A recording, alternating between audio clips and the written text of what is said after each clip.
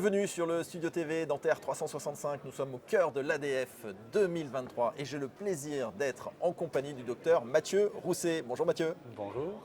Mathieu, vous êtes chirurgien dentiste depuis maintenant presque 20 ans en Corrèze. Parlez-nous un peu de votre parcours. En fin de compte, j'ai diplômé depuis 2006 et j'ai commencé à poser des implants en 2008.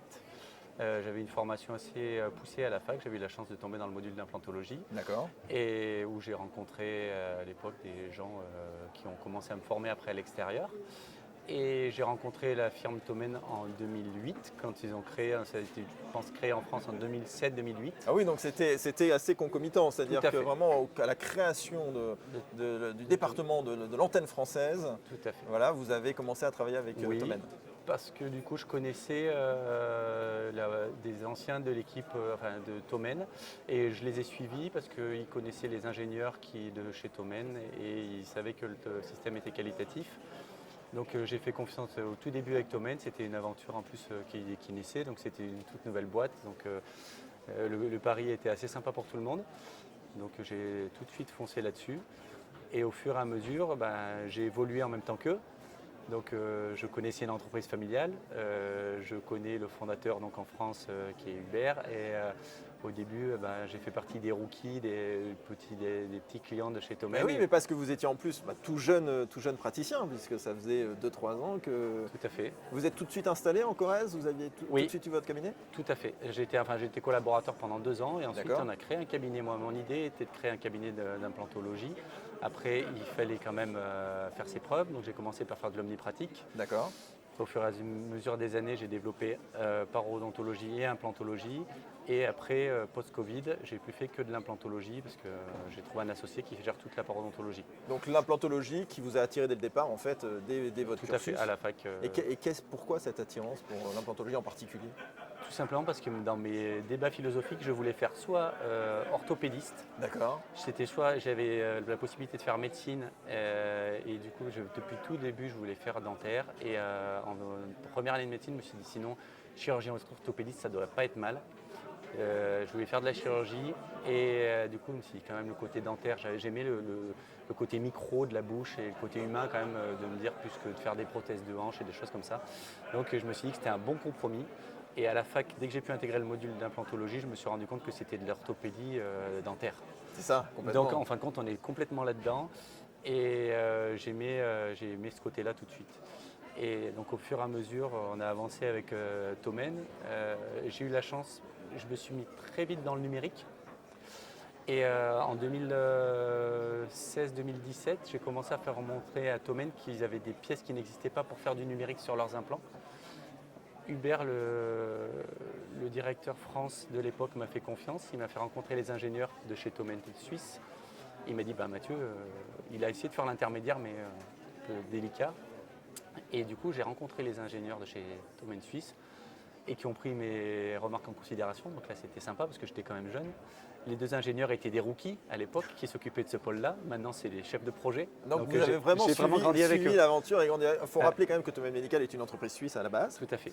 Qui existe depuis 85. Qui a été renommée entre-temps et tout ça, mais c'est une entreprise qui reste familiale. Et du coup, c'est… Présente dans combien de pays?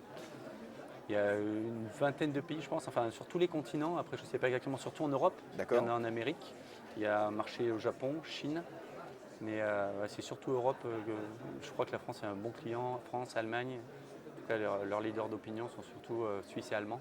On parle des ingénieurs qui sont en Suisse, c'est-à-dire que tout le département recherche et développement est en Suisse? Est en Suisse, à Grenchen. Ce qui est agréable quand on va faire tout simplement, mais déjà de faire la visite d'usine, on y va avec nos correspondants des fois.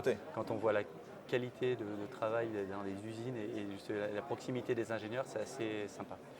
Et de travailler avec eux, moi ce qui m'avait assez perturbé au début, c'est comment on arrive à faire un produit aussi qualitatif alors que des fois on se rend compte qu'il manque de données cliniques. Ils ont des connaissances fabuleuses, mais des choses qui nous paraissent limpides à nous en tant que dentistes, ils n'ont pas cette info-là.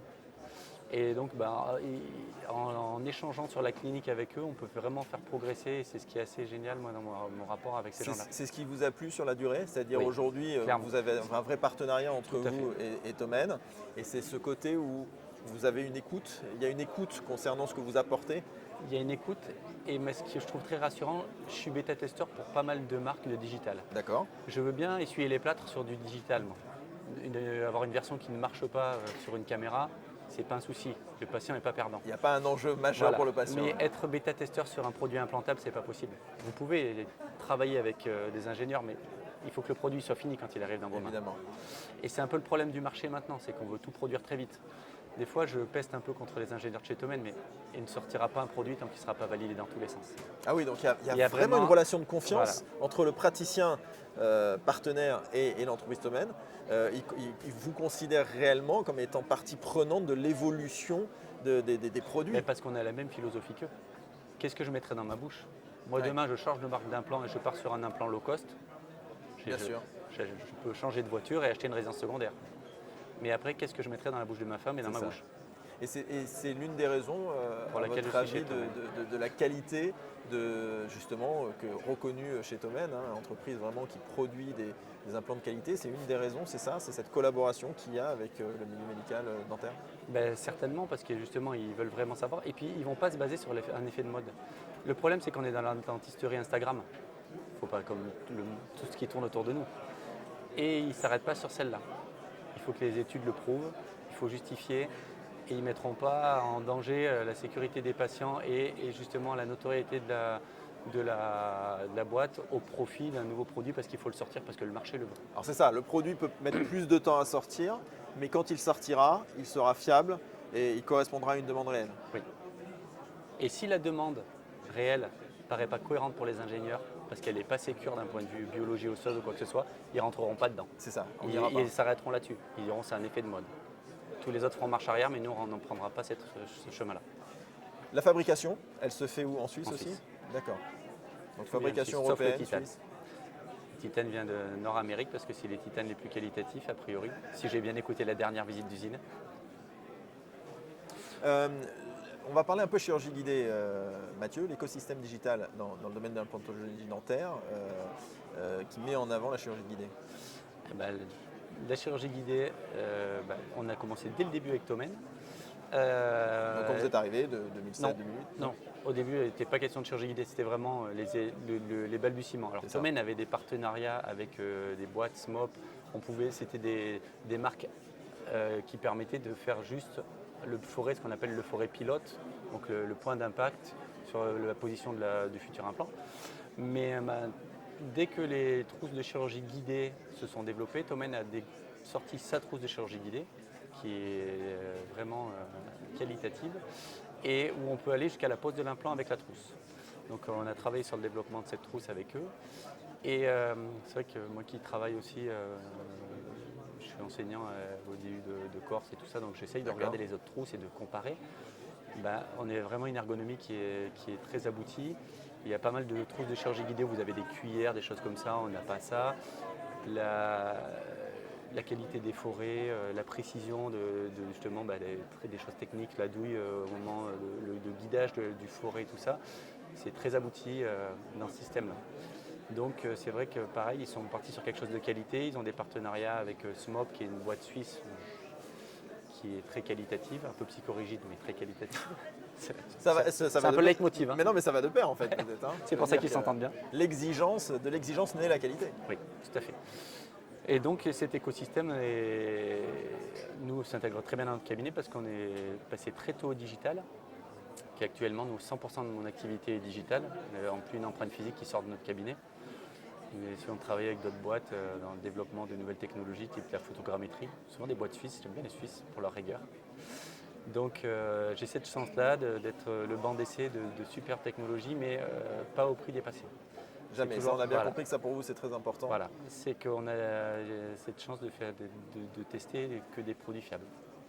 Et par rapport à ce qu'on disait sur la chirurgie guidée, est-ce que c'est parce que Thomann a été pionnier, ils ont compris l'importance de l'intégration de l'écosystème digital dans son offre de produits, qu'on arrive aujourd'hui à cette qualité-là? Alors ils n'ont pas été pionniers. D'accord. Ils ont fait partie des trousses. Il y a eu toute une première série de trousses de chirurgie qui étaient vraiment complexes et qui ont fait peur aux gens, je pense. Ok.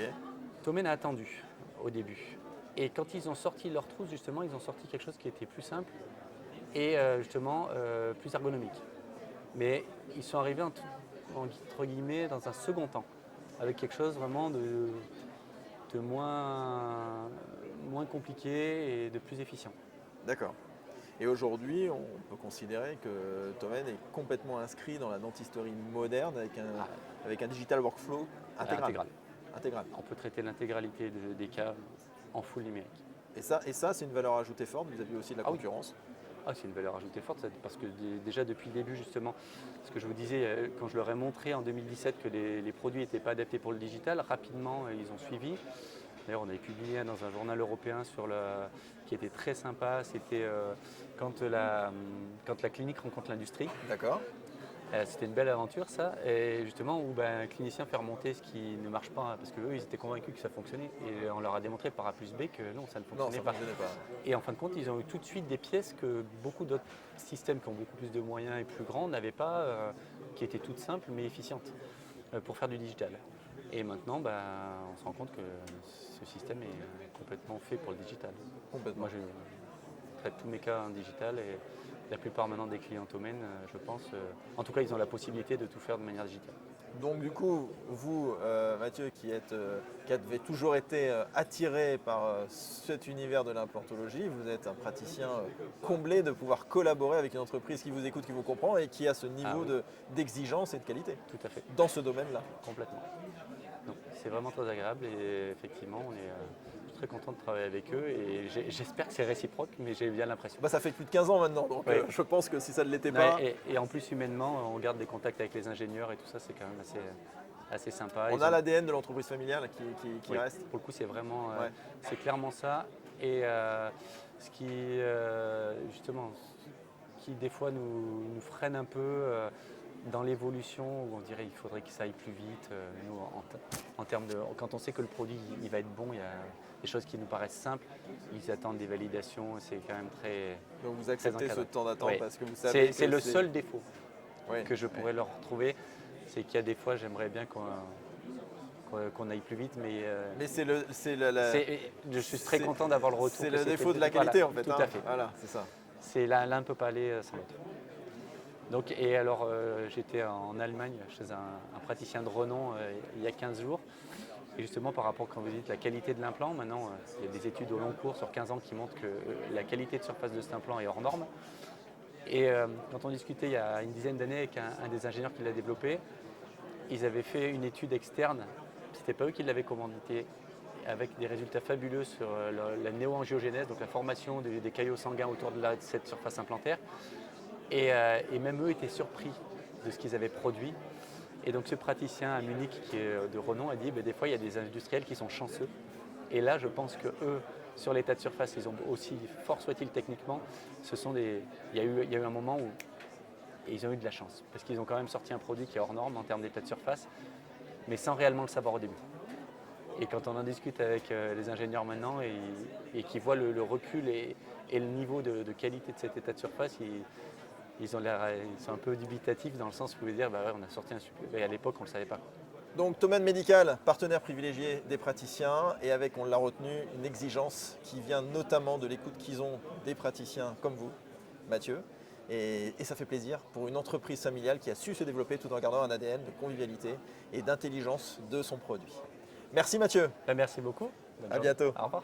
Nous étions en direct du studio TV Dentaire 365 pour ces rencontres que vous retrouvez sur Facebook, sur LinkedIn et sur Instagram.